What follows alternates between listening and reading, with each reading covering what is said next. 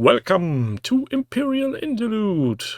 After a long break, we are back. Hello, Ralph. Hey, Tim. Ralph, what are we talking about this time? Wasn't there a new show starting this past week? I think, I think there was. Wasn't And there? as always, spoiler warning. We are going to discuss the pilot episode and the second episode of Disney's The Bad Batch. If you haven't watched it and you want to watch it, skip this podcast right now. This is your first and final warning. Now, on with the show. Yeah, step away from the speakers. Yeah, and if you listen to Imperial Interlude and you haven't watched The Bad Batch, what the hell is wrong with you? Oh. Also, I must admit, I got me two of the 4 Bad Batch this week in Black Series miniatures. So Also, apologies for anybody on YouTube who is looking at these podcasts and is wondering why it looks so different. I'm on a new editing software and I'm still trying to get the hang of it. Bear with me. But a reduction of 50% in rendering time was worth the effort. Yeah, definitely. So, The Bad Batch is basically a team of clones that had been introduced on the, I think, final season of Clone Wars, if I'm correct. Yeah, it was the first four episodes of season 7 of Clone Wars. We got these 4 characters introduced. They gained a 5th member as well at the end of that. And they are basically... I never really understood, are they experimental or are they simply something that just happened to be a mutation? It's a difficult one because they're based, the name The Bad Batch comes, and as they are called, Clone Force 99, are named after Clone 99. Now, Clone 99 was the hunchback deformed clone that you met in season 3 in the flashback episodes where you got to meet Echo and Fives and all of those clones in that little pod. Because I watched the episode last night. I watched the 2 episodes that they did with those, where the first episode is called Recruits, where you get to meet him, and then the next episode jumps. It must be a year in time because it's the Siege of Kamino. And that's where 99, who's this deformed clone, so he's a bit like the Hunchback from 300, so that type of character, just wants to help, ends up helping the clones and dies because of his helping, but is awarded then to become a hero, and then they name Clone Force 99 after it. And in the description of Clone Force 99, they're saying clones with desirable mutations. Yeah, and I think... So the clone designated 99 was actually a defect, so yes, some experiment gone wrong. But I think from what we learn from the Kaminians and the Bad Batch, it sounds more like those had been altered on purpose to see what would happen if they alter a clone. Mm-hmm. Yeah, there's something. Well, we know what the Kaminoans are like. They're very secretive and they're very closed on in what they're doing, and there's a lot of that in this episode. Really, in the first episode, there's lots of the Kaminoans sort of keeping information close to their chests especially about the character that they gain. Yeah, it sounds a bit like they took a clone and said, okay, let's take this one and put the strength level genome at 11 and see what happens. And that's how we get Wrecker. But then there was a payoff of that, because Wrecker in the episodes and in those first 4 episodes seems to be very... it's probably the wrong choice of words, but very childlike. Yeah, simple-minded? Yes, very straightforward, I think is probably the best way. Yeah. Very direct. A direct, honest person, and doesn't take orders too well. Yeah, very, very, very single-minded in what he does, and very direct. And there's no nuance to Wrecker. What you see is what you get, I think is probably the best way to describe it. Yeah, big, chunkin', honkin' dude that smashes faces. Pretty much. But the beginning of the episode, I mean, we'll sort of go back, which was quite interesting. Was we got the Clone Wars symbol, and then it burnt away, didn't it, to reveal the Bad Batch? But then we got the voiceover from Clone Wars, which was a surprise to me because that didn't appear in any of the trailers. What I would have thought would happen if they were going that route. I think, though, they did it so that they set the scene that this first, say, 10-15 minutes of the episode is set during that period, during the Clone Wars period, and then the rest of the episodes and the rest of the season is set, as we all knew from what material was mentioned about it, Rise of Empire sort of thing. I can't remember now. Did the voiceover appear in the second episode? No, I didn't. We didn't get it. No, it was only the first episode. So this is possibly only the transition from one to another. Yeah, I think that's how they set it up. That we got the sort of the high points. And also, what was interesting is they recreated scenes from Revenge of the Sith in that opening sequence as well. Mm-hmm. So there was a bunch of scenes that we've seen in live action that they actually recreated in animation. Yeah, it blends all things together. Yeah, which is really interesting. You know, does that mean Disney are thinking, "Ooh, maybe we can produce Revenge of the Sith and things in animation"? You know? Technically, they could. Yeah.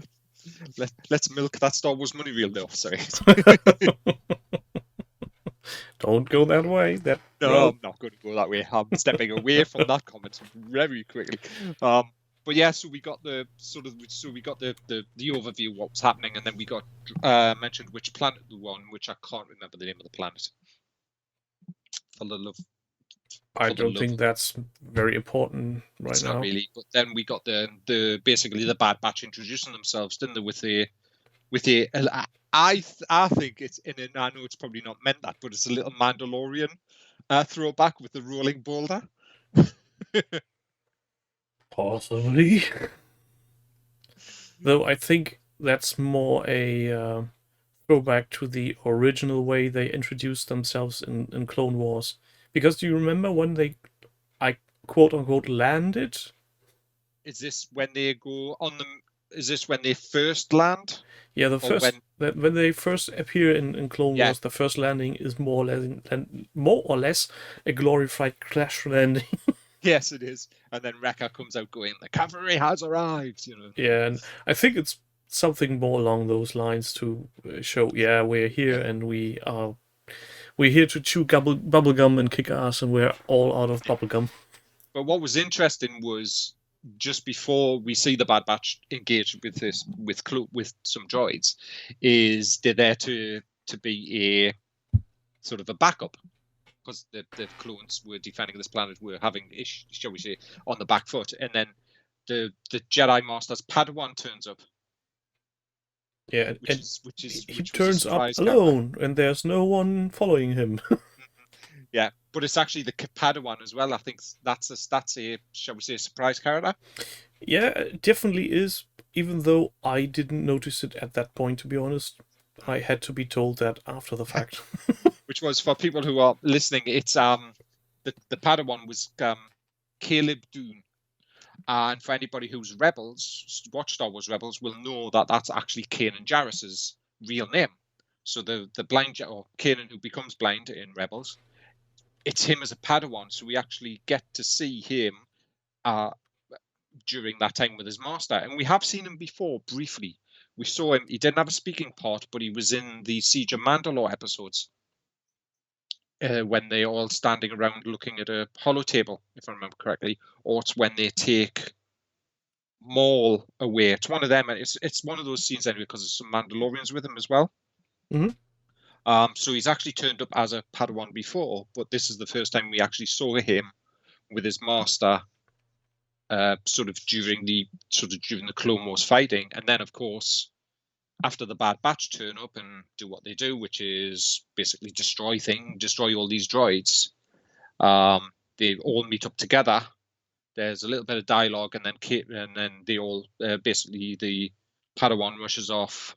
The Bad Batch sort of follow not too far behind, and that's of course when the clones in the They get a At the battle call from a lines, get a certain call. someone, Yes. and that call consists of only a few words, which are very prominent in most people's memory, going, Yeah.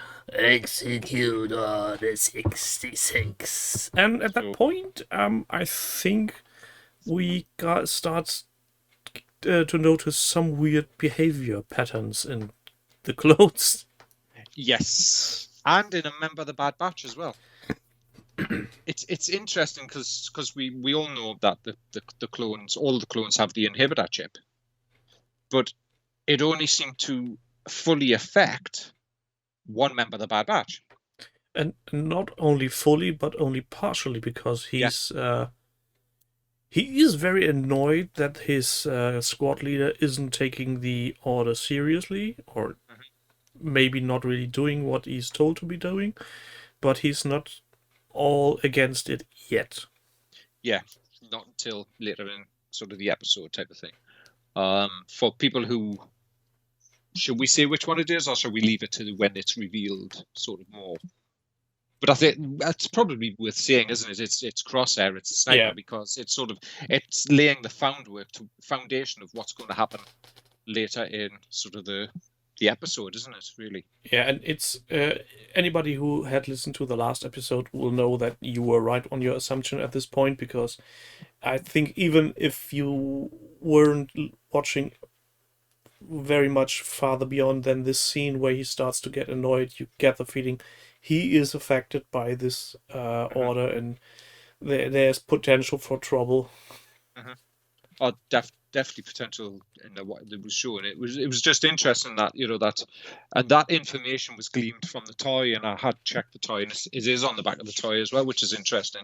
So this was gleaned on the packaging way before the episode end, which is a little bit of a faux bar, but these Yeah, things happen, don't. but I think if people would have taken a closer look, we would have heard that rumor in the internet Yeah, before, and I think this is something most people just brushed off. yeah. I think the big thing was from the fact, and this was picked up on by a couple of the YouTubers and stuff that you sort of listened to people in the news, in the Star Wars news thing, that the reason that this is sort of was hinted at early was because you barely see him in the trailer, in the final trailer for the Bad Batch. Mm-hmm. You only see him a couple of times, where the rest of the time it's Hunter, Tech, Wrecker, and Omega in fives. And what was interesting is when the Order 66 happens, we get to see Caleb's or Kanan's Jedi Master, what happens to her. And then, of course, Hunter goes after Caleb with Crosshair. Crosshair is basically trying to shoot him, or trying to execute Order 6, where Hunter's talking to him, and Caleb gets away. But what's interesting is Caleb jumps over this giant ravine where Hunter's still looking, but then tells Crosshair that he fell and was stunned as he was jumping. But Crosshair, you can sort of see the wheels turning, and the fact is, I don't really believe. Yeah, I think the quote was, you don't look across a ridge when somebody falls down. You look down." Yeah. So that, and then they all head back to Camino.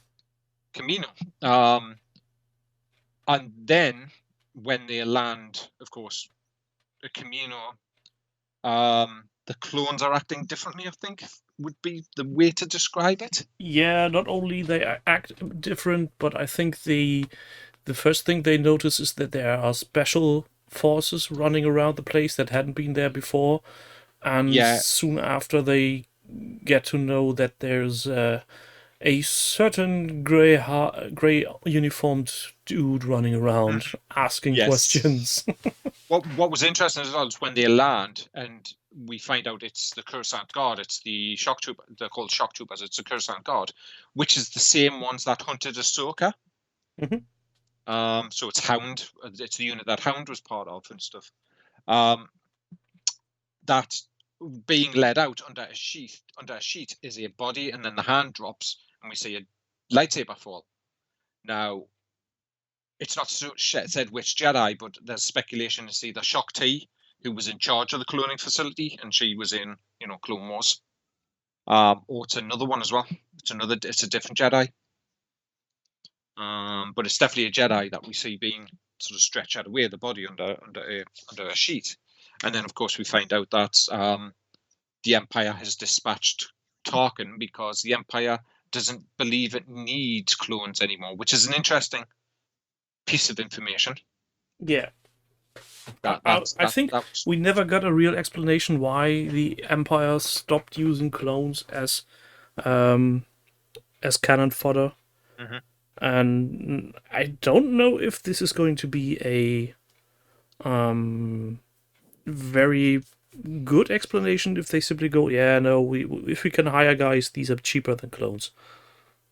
It was pretty much the costings, I think, which was mentioned, which is it's interesting because I'm guessing if we think about it, stormtroopers are probably conscripted from Imperial worlds, so they're not even necessarily hired; they're just conscripts, and we don't know whether they operate the same way as modern forces or forces in real world where they get a salary and stuff. We have no idea about that. Maybe they don't, and that may be why the Empire is deciding not to use clones, because then the costings, the money can go elsewhere, like building a big round space station. Yeah, and also they were very clear about the fact that you had your contract was with the Old Republic, which doesn't exist anymore. Exactly. And then, of course, the inhibitor chip was mentioned, if I remember correctly, as well. Mm-hmm. About the obeying orders, but then sort of within sort of this element on when they're on Camino as well. This is where we get to meet Omega for the first time, and Omega's going to be an interesting character. I think there's more to that character than we know. Yeah, I thought that we would know a bit more about what's so special about her in the second episode, but it seems like this was just an arc of suspense and tension, and nothing to reveal anything new. Yeah, I've got my theory about her. I'm going to wait with that for the end of the show. I've seen some theories, and one of the theories is that because of the stylings of the character, especially the hair and stuff, that it's a clone of Palpatine. Mm-hmm. It's one of the theories. I'm wondering if because there was some sort of hints of where she was emulating Hunter. There's a scene where the two of them are sitting together, and I think it's in the prison cell when the Bad Batch sort of get caught, shall we say, when they do something they shouldn't have, which we'll cover in a moment, and then come back to Camino. And they're sitting together, and it's almost like she's emulating, or it might be when they do the food before the food fight. Yeah. Sort of thing. I know we're jumping around the episode, but there's a lot to sort of grapple in, isn't there, and remember. Yeah. So let's get back. They come back to Camino for the first time. The first thing that is different for them is that there's some kind of military code that's being asked of them to have clearance to land, which is a new one for them. And then they meet the shock troopers and the dead Jedi. And after that, I think they try to go back to their own quarters, where a heated discussion is had between Crosshair and Hunter. Yes, and then they get the call to go to basically a big gathering, and that's where we get to see the hologram Palpatine talking about the grand Empire, or the creation of the Empire. It's that big speech he sort of gave in the Senate, isn't it? Yeah, which has been in the trailer, where he's the founding of the first intergalactic empire. Yeah, that sort of thing with him. And then you see all the clones cheering. Yeah, and at this point, what was his name again? Which one? Tarkin? No, Four Eyes, the intellectual... Tech was saying something like, and you still don't believe there's something wrong with them? Yeah. Definitely. So and then they go and get some food.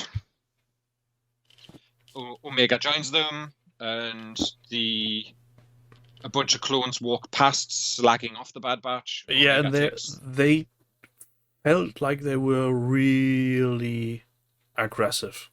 Mm-hmm. Yeah, they were pushing the sort of the Bad Batch, and Omega sort of tried to get these clones to apologize because she's special, she says, I think. Mm-hmm. They don't, and she ends up throwing a tray at them, which starts a food fight. And then Tech gets hit. Not Tech, sorry, Fives gets hit, and then wakes up on a medical bed and basically tells them to get away from him. So that's a little bit of flashback to what actually happened to him, which is quite interesting. Yeah, and let's Because, don't forget that in the food fight, it's not only Echo that throws something, but Wrecker goes full ham. oh yeah, Rekko goes full thing. But what's interesting thing about Tech, about Fives, which was mentioned, is and it is mentioned where the other members, and I think it's when they're coming off the shuttle for the first time, it's the other members of the Bad Batch say, they've got the mutation, where Fives goes, well, I don't, because he isn't. He's a reg, as they call them, regular clone. Yeah, but the quote was, "You're more machine than man." Yeah, because of what happened to him, which is interesting, though, that he's still technically in the grand scheme of, the things that the grand scheme of things, that he is still, part of that genetic line that was just a regular clone. Yeah, but somehow his injuries have led to his inhibitorship being either destroyed or completely rendered useless. Yeah, that's the thing. It's not really said what's happened to the other members of the Bad Batch, over say what happened to Crosshair, where Crosshair's inhibitor chip is partially working where the other ones aren't working at all. So is it the mutation? Their mutations are affecting it. We know that. I think it's said later in the episode that these mutations could have unpredicted effects on these clones. Yeah. And was it before or after they did the special training they received from Tarkin that Crosshair gets his treatment? It's after. Yeah. It's when they come back from going to eliminate some. Did they say we're going ahead again. So after the food fight, they get they're called to have a special training, which has Wrecker all over the place because he likes training and wrecking shit. And then, of course, they do one mission where their stun weapons or the weapons work fine. It's a training facility with automated weapons, and they, of course, just breeze through it. And then Tarkin says, "Okay, pull the safeties, go all in," and then we have something that looks terribly like a what do you call it? Yes, they do look like Dark Troopers. Look like Phase 1 or Phase 2 Dark Troopers. Yeah, very much so. So something between a Dark Trooper and a Clanker, and a B2 probably. Yeah, they are really going all in, and once the Bad Batch recognizes, okay, we're in some deep shit, they start to improvise, and that Tarkin seems to have an impression on Tarkin. Yeah, he doesn't seem to like it, does he? He doesn't like improvisation, I think is probably the way of describing it, isn't it? He likes soldiers that follow orders. Yes, exactly. So he then gives them after this, he gives them a mission. It's not said to prove their loyalty, but it probably is to prove their loyalty. Yeah, I think he, with the fact that they were sent out with the intel that there would be some resistance group that needs to be expunged, and then they just find some warriors with families basically fleeing the newly founded Imperium. They're not very happy to have this job. No, they're not. And then, of course, when they go to engage these or meet to go on the mission, and they decide to walk in and speak to the people once they're captured, because Hunter knew they were being surrounded, we get to see the next character that's coming from not just the movies, but before that, Clone Wars as well, which is Sol Guerrera. Yeah, someone who's having a tendency to pop up every now and again. It is. It wasn't Forrest Whitaker this time, though, I noticed. It wasn't Forrest who voiced him like he did in, I think it was Rebels. I think he turns up and it's Forrest Whitaker. I think that's simply down to the fact that he is way younger than the character he is playing in Rogue One later. Yeah. He's a little bit older than the character when we first meet him in Clone Wars. But it's interesting that they're bringing Sol in, and maybe this means we may see him in Andor at some point. We know that's busy currently filming, so maybe some surprises there. We never know, But Sol is part of the Star Wars universe and a quite influential one, especially from his influence in Rogue One as a character and stuff. So Yeah, but it was nice to see him sort of turn up and give. I think the character was there though was to give that explanation about why these people are or who these people are. It was and that why little they're bit running. of explanation. Yeah. And after they learned what these people actually are, Crosshair still is very much wanting to kill them. Yes, Crosshair's still wanting to do. He's a bit trigger happy. And then that's when, of course, Hunter and Crosshair have that conversation, and then Hunter pulls his gun and shoots the probe droid that's been following them. A probe droid of a design familiar to anybody who has seen The Empire Strikes Back. Yeah, definitely. And then when they land back on Kamino, they are captured. Put under arrest. Yes. And while they're under arrest, before that, during that time while they were off planet, of course, Omega has snuck into the Bad Batch's quarters and gets captured. Oh yeah, I totally forgot about that. Yeah, she was trying to get some either information about the Bad Batch or find out a little bit more about them. But then, of course, she gets captured, for want of a better term. Yeah, discovered's probably the best way, and then thrown in the brig as well. Yeah, and at that time, Crosshair gets escorted to the medical facilities. Yeah. And then the Kaminians increase his level on his inhibitor chip. They do, yes. Under the orders of Tarkin, of course. This is after all the Bad Batch and Omega meet up in the prison cell that they're in, of course. Yeah. And while Crosshair is getting refurbished, for the lack of a better word, yeah. The rest of the Bad Batch manages to escape from the prison cell and go off to hunt their stuff, which has been with their shuttle. Conveniently. That was a point in the story where I thought to myself, okay, this is lazy writing. They could have convenient writing, I think so. They could have gone a different route. They could have let them get back to their quarters and maybe take the things they need from there and then go back to Shuttle Bay. But they had to have the crates at the ready. Yes, they had all the crates ready, which is fine. So they end up getting their gear on, and then of course, is it then grenades are thrown in? Or is it before that? No, I think there's at first there's some smoke grenades are thrown in, aren't they? No, I think there's some stormtroopers getting in first, and then Hunter is throwing grenades to hinder anyone seeing anything, and Crosshair is using his infrared to make out any targets. Yeah, it was just more the reveal of Crosshair. I can't remember when that was. I thought it was There was a standoff between Crosshair and Hunter just before, where they were talking about how things were going to change. I think that is the term, isn't it? It's change, and it's thingy. So Crosshair is now in full black stormtrooper armor, really. Yeah, he's none of the Bad Batch. He's a regular now. Yeah, he's drank the Kool-Aid. He took the wrong pill. Indeed. So then there's a bit of a battle between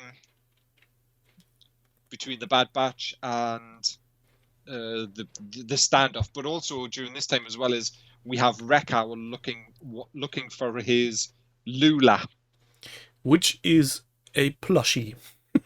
Yes, I can see that. What totally drives home the theme of him being a child in mind. Indeed, but I can see Disney producing that as a toy. Oh, I'm sorry. You will. As soon as I saw that, I'm going to bet you they're already being shipped from China or somewhere in India. People on Etsy already making them.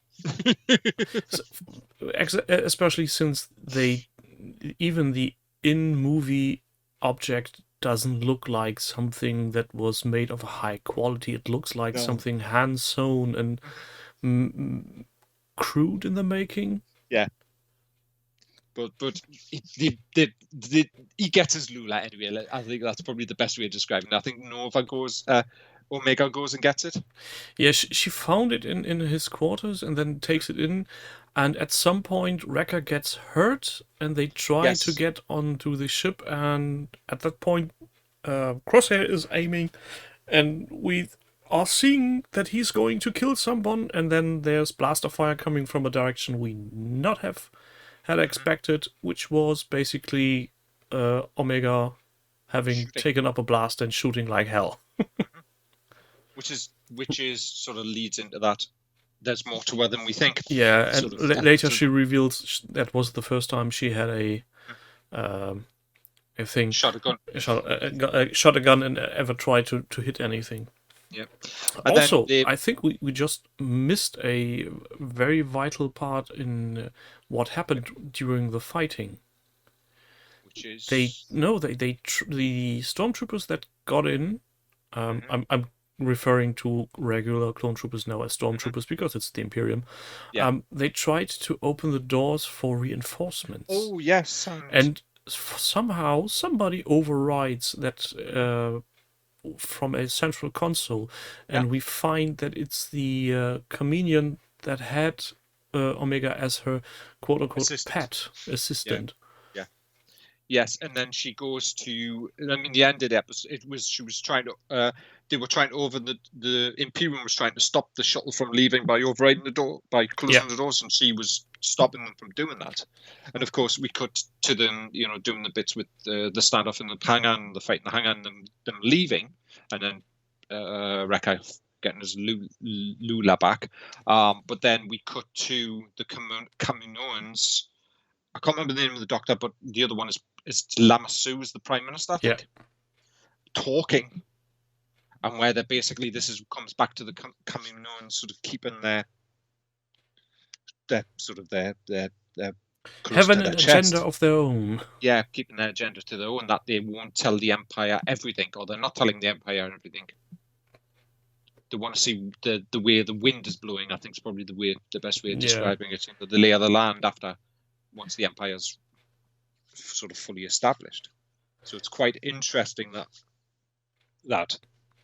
there seems to be there's lots of different agendas going on at a higher level between the Empire. I think currently they just want to stay as low as possible to not be considered a threat for the Empire, and I think whatever Omega is going to be revealed as what she actually was meant to be as a genetic experiment, I think that will tell us much more about what the Kaminoans were on about. I talked about earlier and said I have a theory, and I think she's a Force wielder. But I couldn't tell you if she had been made a Force wielder via being a clone of Palpatine or anything else, or if the the long neck dudes have found some way of increasing the amount of, I'm not going to say the name of the little guys that are obviously not living in the blood and being the reason for the Force. But I think you get where I'm aiming. Oh yeah. It's an interesting one. Is she a Force user? Is she not a Force user? Are we going to see? And that's one of the things, for in the season, we know for a fact that there are a bunch of cameos coming.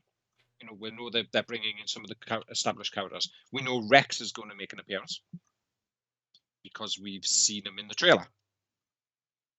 The other speculation is, are we going to see Ahsoka? Don't know.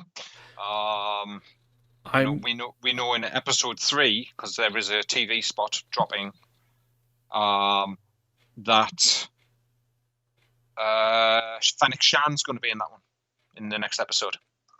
I think we will see mostly non-Force user characters.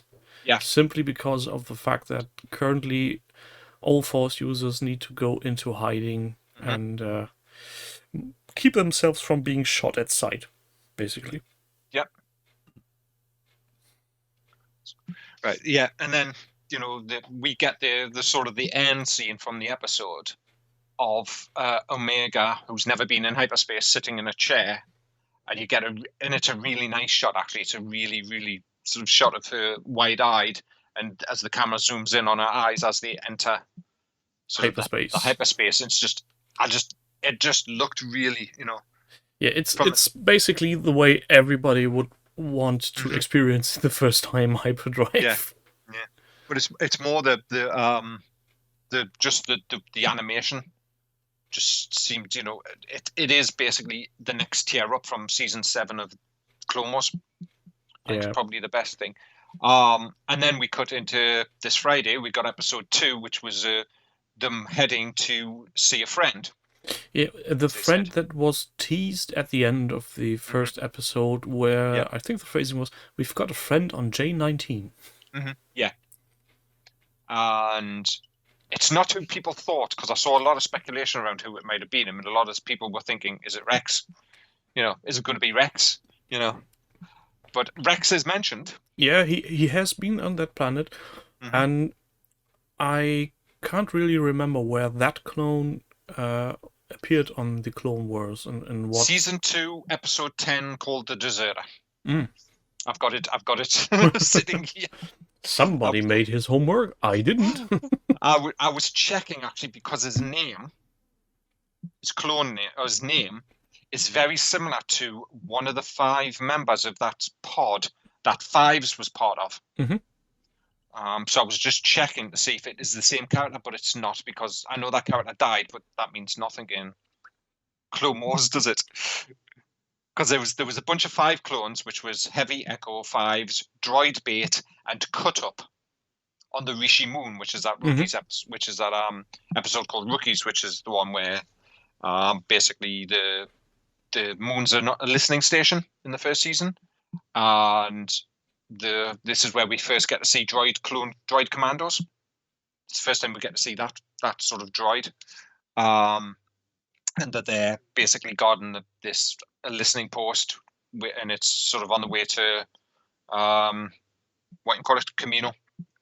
So it's on like the hyperspace lane for Camino, and of course the Separatists attack it and all of that stuff. So it's like a precursor episode. But the character that we meet in The Deserter is called Cut. Let's see if I can find it. I've got it written down. I've got it here in the episode. Commander Rex. So that episode is the one where Rex gets injured. Basically, Rex gets injured in a couple of episodes on a planet, on this planet, and they come across the Deserter, but Rex doesn't hand him in the Deserter episode. It's called Cut Laquine. It's the name of his name. But I think we never actually see him in action getting the desertion, so that's why I'm failing to remember where and when he left the team. It's never said when he deserts or how he deserts.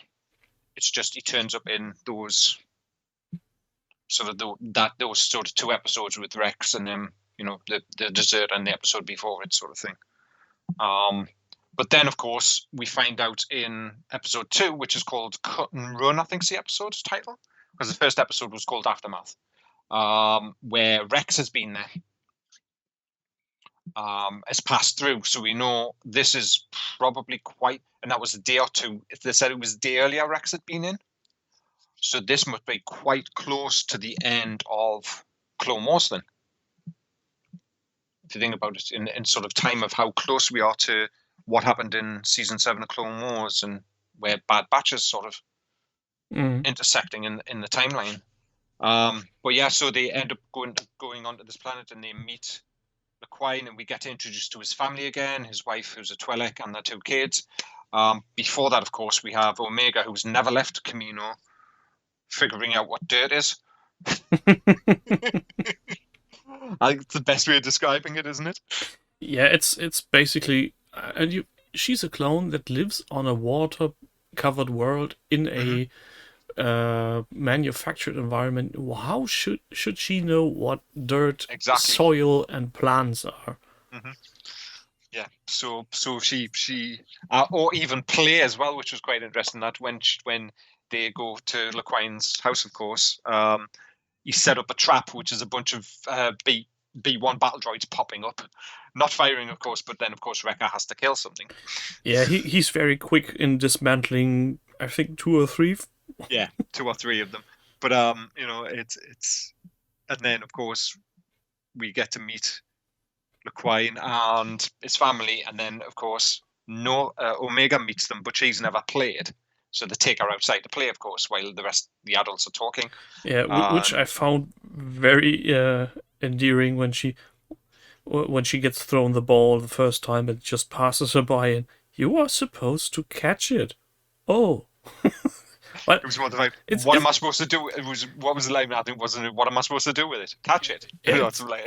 It's something that really shows things you take for granted if you grow up in a certain environment, and somebody from outside steps in and suddenly is totally baffled by things you're doing. Definitely. So it was. It's one of the things with that character, and and I can see people complaining about the character, and I can't, and the reasoning being it's the shoehorning of a character into a story, but she's not being shoehorned into the story. I think the character's there. The character's there for numerous reasons. One of them is to have somebody that the audience that aren't grumpy old men can relate to. Yeah, I think we've all too soon forget that Clone Wars and the animated series have been primarily targeted at children, which is something you often forget especially if you look at the last season of Clone Wars, which got really dark really fast. Yeah. But then again, I think something we also never really think of is clones don't have a childhood. They never knew what a family is. And all of a sudden there's a child among a group of very special people. And this is, I think, a foundation for so much hilarious stuff going to happen. I, for myself, can see Wrecker being a little crybaby at some point and Omega comforting him. Yes, because she's the female of the bunch. Yeah. And I think there will be interesting story twists and turns.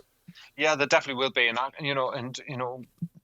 people can complain as much as they want about Star Wars on many different levels, and people do. We know how vocal the internet is, but when you look at this series and what they are building, they're fleshing out things that we didn't even think would be even see on screen. Yeah, this is a part of the universe that hasn't been explored before. So, and people think of it this way: it's the galaxy. That's a place that is so vast in space. Anything potentially can be viable as a story arc option. So why go out of your way to be miserable about a thing you don't want to watch? If you don't like it, don't watch it. Yeah. So we get them sort of the adults sort of talking, and we find out that that they are going to leave the planet. Yeah, and that the Empire is inventorizing. Yeah. The complete living shit out of everybody. Pretty much, and I think is it before they go to the shuttle that the ball is thrown beyond the wire sort of thing. So Omega goes to get it, and that's where we get to see a Nexu. I think that's before. Yeah. Because that was interesting as well, as we actually get to see a Nexu. Now, we have seen Nexu previously, because that was the cat. Yeah, and we have seen it at the landing site, where they dropped with the ship. Yeah. But we actually see it in live. The first time we saw it in live action, of course, was in Attack of the Clones. It was the cat-like creature that was in the arena. Yeah, the one that made the wardrobe lady from Amidala go, no, not again. Yes. So the Nexu's there as a predator, and of course they rescue Omega, but Hunter gets angry, but then Cut goes and does the father thing with her, because it's showing then the dynamic of Hunter and them just don't know how to deal with a child, where he, being a father himself or having that experience, is able to be, shall we say, slightly different in his approach to her.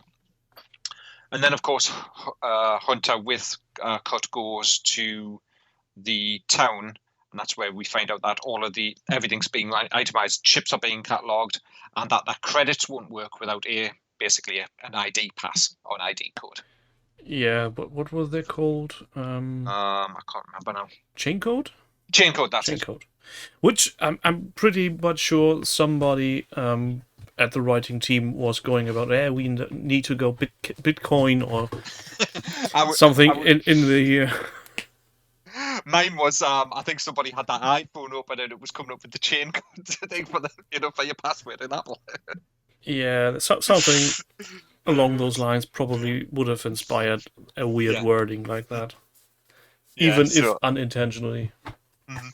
So they sort of go back, and he has a words with Tech about copying them, and that's when the sort of Tech has the idea of using their ship as bait. Yeah, and without them knowing that Omega is on board. Exactly, she's on board after having she's, shall we say, sulking would be the word, or is upset with herself, and is hiding in the sort of the gun turret when basically Fives and Tech are planning this, and then of course the Empire comes and takes the ship to get it catalogued, and then Hunter goes on the comm to them and goes, and there's a bit of conversation, then to find out, and Omega's there with you. It was a bit... I had a very strange Blackadder feeling when, I've got a cunning plan. We are going to let our shuttle be impounded. Yeah, great cunning plan. Indeed, but it was so the ship gets impounded, and there's a big, huge clamp put on the thing as it's landed. A magnetic landing clamp, as we have seen so often. Indeed. And then, of course, we have it so that Fives goes and gets... It is Fives, isn't it? No, it's Echo. No. It's Fives, isn't it? Yeah. No, it's Fives, because he has got the code mechanism on his limb. No, it's Echo. Sorry. It's Echo. Fives is the one that Rex... I'm getting them sort of thing, because Fives is the one that Rex tells Ahsoka to find, which is the one that was killed. Echo's the one that Echo's the one that... So it's Echo. Yes. Let's get it right. Okay. Apologies. I'll get it right. Apologies to anybody. We're getting clones mixed up. You can stop writing the comments. I was going to say, they're clones. They all look the same. They do. They all sound the same.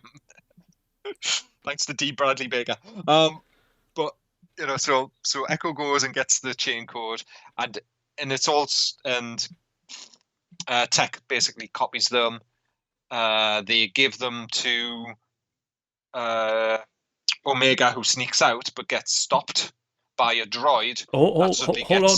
They are not given to Omega. She takes them and runs with it. Yeah, she takes them and runs away, and then she gets accosted by a black R2 unit that starts making a noise that suddenly gets thumped from on high as Wrecker is there. And then he tells her to go and take the code, and then he's stopped by 3 stormtroopers, and he asks for his ID, and he goes, in his one hand, he goes, is it in this hand? No, it might be in this hand, and just does the whole... Yeah, it had us a very Bud Spencer, Terence Hill-like feeling to it. Yes. I saw an interesting comment which was like, oh, come on, just and it was, if Wrecker is that strong, surely when he knocked those clones' helmets together, it would have been like Gallagher, with hitting a watermelon with a mallet, No. It was like, Also, fodder. he could be restraining himself from killing the people. Exactly, and it's like, oh, come on, people. And it's engage still a minds. cartoon for children, for fuck's sake. Yeah, and that was on Kessel. That was on Kessel Run Transmissions as well, where they were doing a live reaction. It was like, oh, for the love of monkeys, bits. It's a cartoon. It's for kids. Let's move on. It's enjoyable. It's good storytelling. That's all we care about. And let's be honest. If you have watched all 7 series of Clone Wars and all of a sudden there would be blood and gore, it would feel so out of place. Yeah. In the complete series, there have been several deaths, but never any gore or bloodshed. I mean, the very last episode of Clone Wars, where we get the Ahsoka standing there. Spoilers, if you haven't seen it, why not?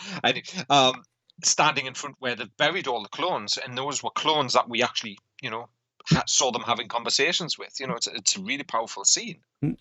Yeah, and even there wasn't any bloodshed or dismemberment. No. So why should they start in the Bad Batch with it? Mm-hmm. I can see if they would go in a series like The Mandalorian or even the story of Boba Fett, where maybe 1 or 2 people lose a limb like they did on original Star Wars in the cantina scene, but nothing more. Well, we're still talking about Star Wars here, people. There never has been a plethora of violence. The only bloodshed that we see in Star Wars is when Poe Dameron loses his arm to the Kenobi. That's the only bit. And when Luke loses his hands to his father. Luke loses his hand. And when the Mandalorian shoots that guy with the grappling hook, and then the doors close on him. But we don't even see that. Really, we're not seeing that. We get the implication. And these episode 3, when Anakin gets chopped up by Obi-Wan. I think that's the most violent thing you can actually see happening on screen. Mm-hmm. Everything else is more or less just hinted at. Oh, implied, yeah. So we're getting this battle now between what's going on in the sort of where the Bad Batch's ship is, while the family, Cut's family, are trying to get through the. Yeah, they're in the queue for the transport that's going off-world. Mm-hmm. And then Omega turns up with the chips, and there's an extra chip, which we find out Hunter wants her to go with the family to have a life that the Bad Batch can't, or he doesn't feel that the Bad Batch can give her. Yeah, which is it's at that point he has already lost. Yeah, he's lost the battle, with him doing that, because we know what's going to happen. It's sort of setting up what's going to happen. But I think Cut also mentions just before, children will find ways to get themselves in trouble, and there's nothing you can do about it. And exactly. Me being a father, I can tell you, hell, that's so true, you won't believe it. So we get the Hunter handing the chip, giving her the chip. The family has a chip, and then they guide her through, while Hunter rushes off to help the rest of the Bad Batch as they are battling. Echo is having an issue trying to undo the magnetic clamp, so Wrecker, of course, goes and does it. The easy way. Yeah. With strength. It will react to this. Kronk. And then we cut to Cut and his family heading on the shuttle, and then one of the clones one of the stormtroopers basically stopping him. Do I know you? Your face looks familiar. Yeah, you look familiar. Type of hint, thing. Hint, nudge, nudge. Yeah. So, and then of course the alarm's ringing now fully of what's going on where the impounded ship is, and they rush off while they get onto the ship. I was wondering whether he would get captured. I thought they might have done that bit of twist. Yeah, so was I. Because I simply couldn't get myself believing that a bit of a sideburn and a large hat would conceal his genetic identity. It was just the type of thing that they do like to throw, a little bit of a curveball in, that we're actually going to get someone have a positive. thingy in Star Wars. A positive outlook, shall we say, compared to some of the other things that seem to happen to some of the characters. Like a happy ending, which we sort of get with this character, which is good. It's not a happy ending. They simply escape for the time being, and they hope to build a life somewhere else. And Exactly. I think it's possible that we see them again at some point. Mm-hmm. Yeah, we might see the character again, which would be interesting. And then, of course, we get all of the Bad Batch busily fighting the clones or the stormtroopers, and they are getting overrun, or there's something happens, and then guess who turns up? As we all probably guessed, Omega turns up. Yeah. And they all get. She helps them escape, and they all get on their ship, and they blast away, and we get that sort of scene at the end where Hunter is talking to Omega, where he said he's going to learn things from her,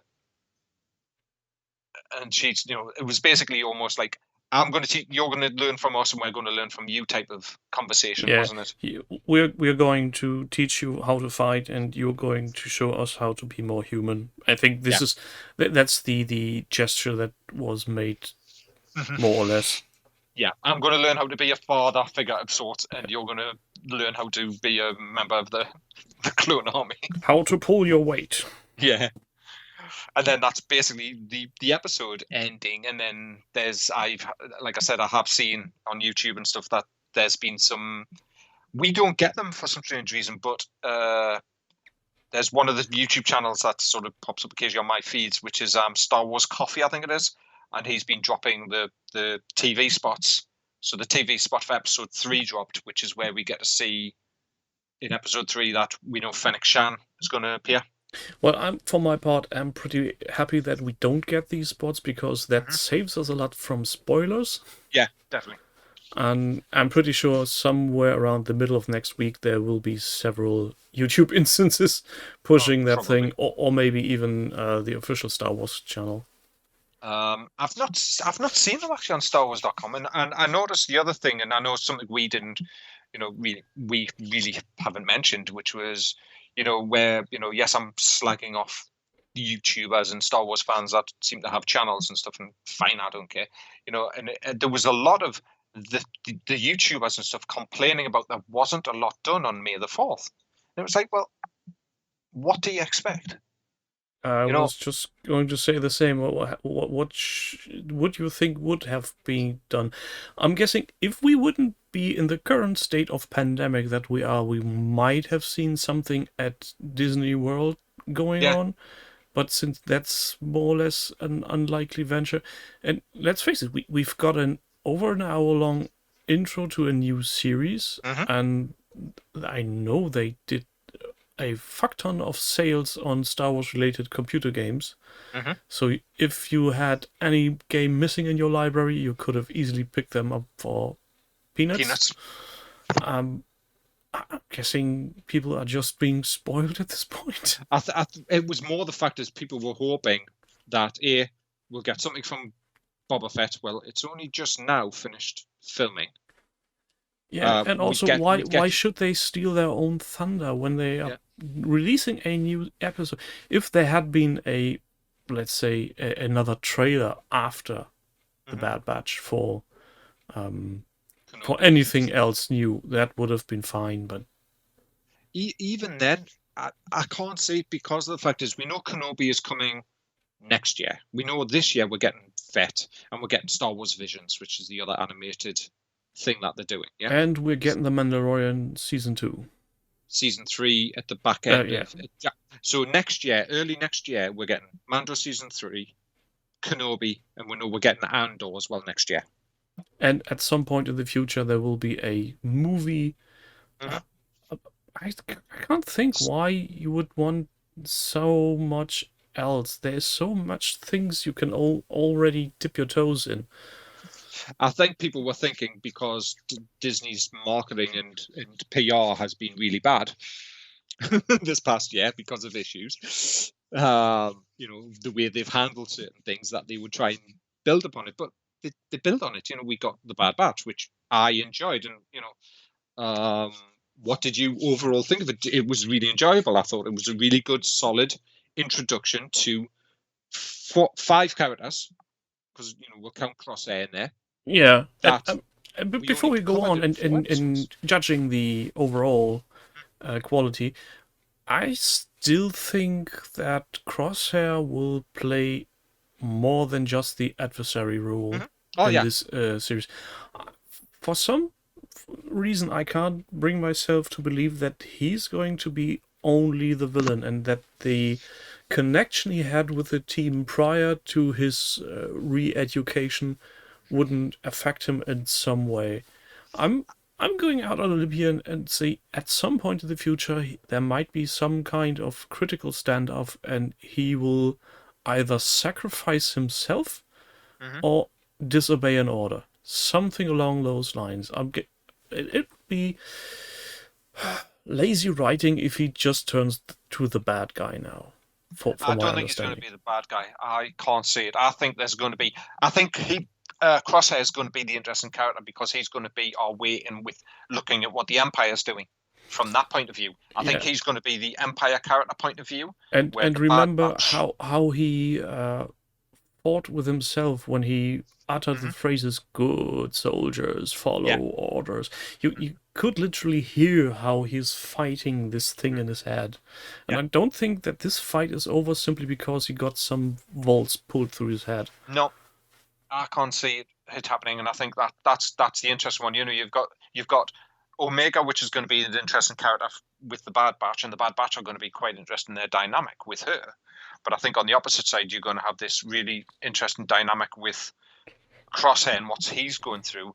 And we know that there's going to be another Imperial character getting introduced at some point. There's an Admiral coming in, as well as Admiral at the time as well, Wolf Tarkin. He's the main adversary. Tarkin's the main sort of adversary in this season. So I think it's hard to put a finger on it, but I think there is enough potential for very interesting storytelling. It will take some time to show if the writers can pull anything good off, or if they fall back onto the position of lazy writing and simply make a adequate show and not a great show. But then again, it's a children's show, so it's what was interesting, and I'll hark back to what I've seen sort of mentioned, is they said this was very dark. I didn't see it being very dark. No, it's not. It has the potential to get very dark because there's a force rising that we know from the previous movies that is the embodiment of being evil, and that could lead to many sufferings.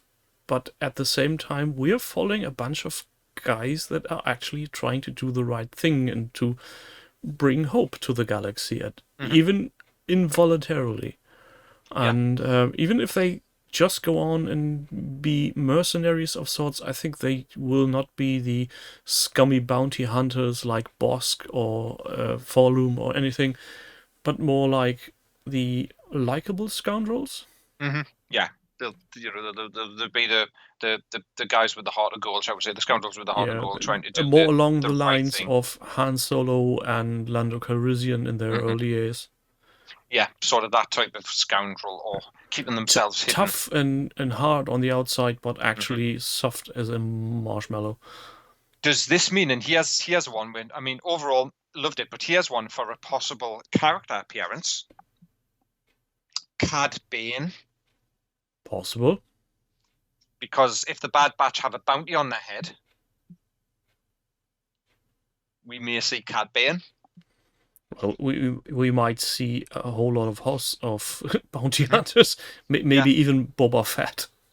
Well, I'm thinking this might be a way of them doing that episode of Clone Wars that they didn't get around to doing, that there is a previs for, and it was done, when before season 5, sort of before we got season 6, yeah.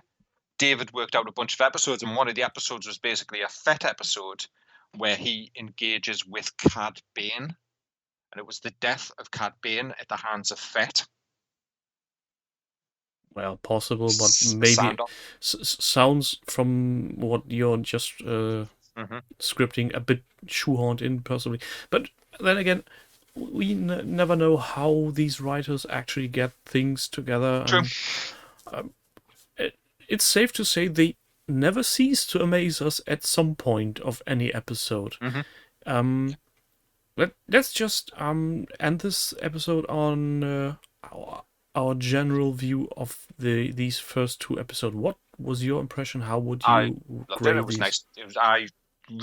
I think it ranks up there with quality-wise. It ranks up there with the end of the end of season 7 of Clone Wars, and I think the writing starting off with is very strong. I don't think it's as strong as those last 4 episodes of Clone Wars, but I think it is a very strong start to introduce these characters. Yeah, personally, the technical aspects, it's flawless. It's the same quality that was the last episode or season of Clone Wars.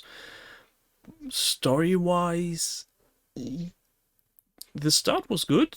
Episode 2 felt a bit shallow for myself because it was too much in 30 minutes.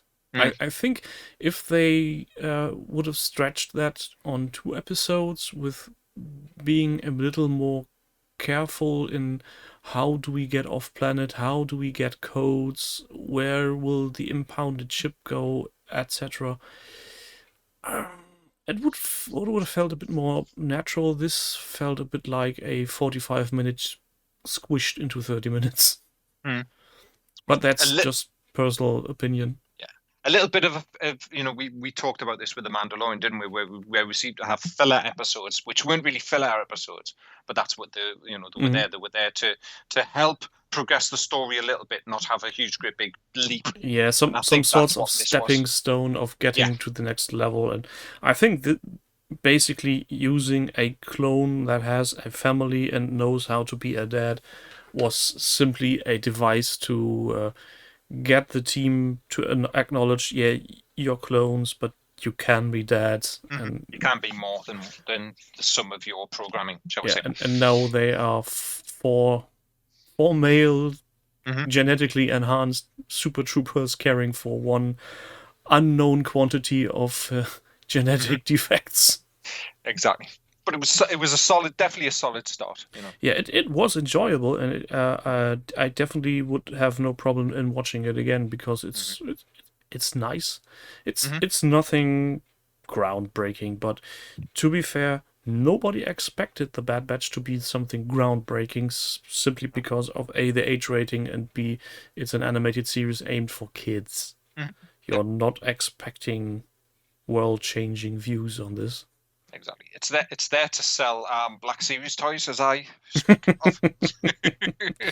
Everything in the Star Wars universe exists to sell toys and collectibilia. Let's be fair. Well, I got 3 this week. I got the 2 members of the Bad Batch, and me Bo-Katan turned up, and I pre-ordered the other 2 members of the Bad Batch. So that's Tech and Wrecker, and a Cosca Reeve Black Series figure as well. You know what I would like to see? A documentation on how they do the action figures if they are based on digital originals. Because if you make a action figure on a living person, you either need to scan them in or remodel them in some way or shape or form. But with this, you already have the perfect 3D model.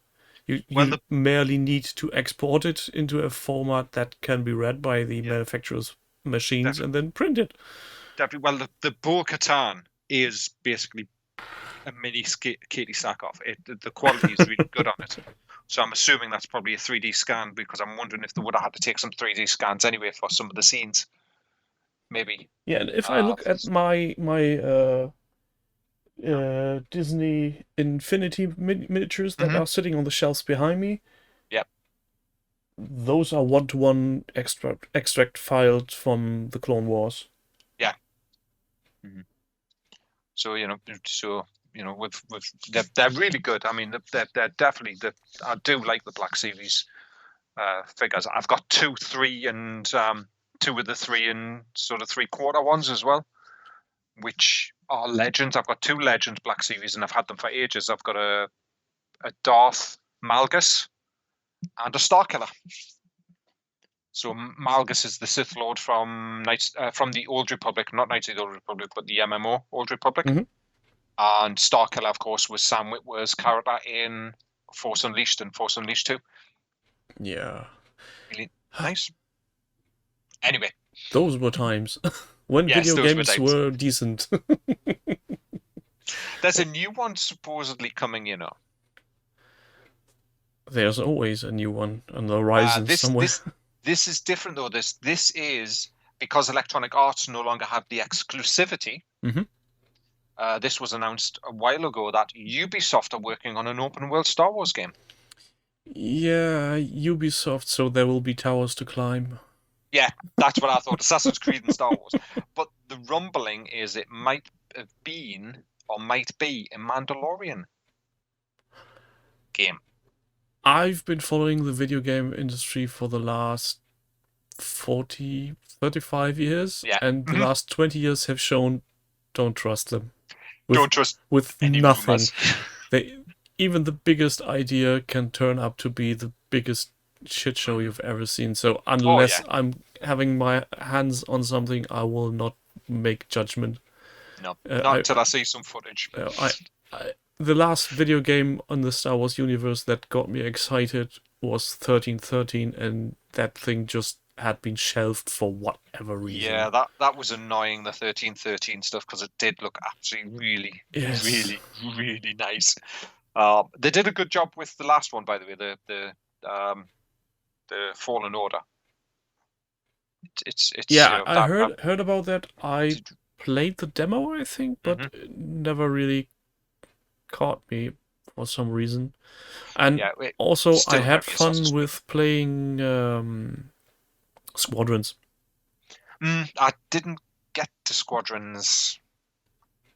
I should have really thingied that, but it just came around at the wrong time for me to sort of plow into Squadrons when I was busy plowing through Assassin's Creed Valhalla. There will always be the next Steam Winter Sale. There's always going to be the next one and the next one. Yeah, but anyway, we're getting offhand. We are. Final words. Nice start for a new series. Let's hope they keep up the pace and that they don't let the annoying nay shouters be some influence the story in any way, shape, or form. Yeah, let's hope that does not happen. Yeah. With that said, thank you, Rob, for your time. Thank you for listening on YouTube. Thank you for watching. If you have any suggestions, remarks, please send them via email to the address in the description. I'm Tim. He's Ralph. We're out. Bye.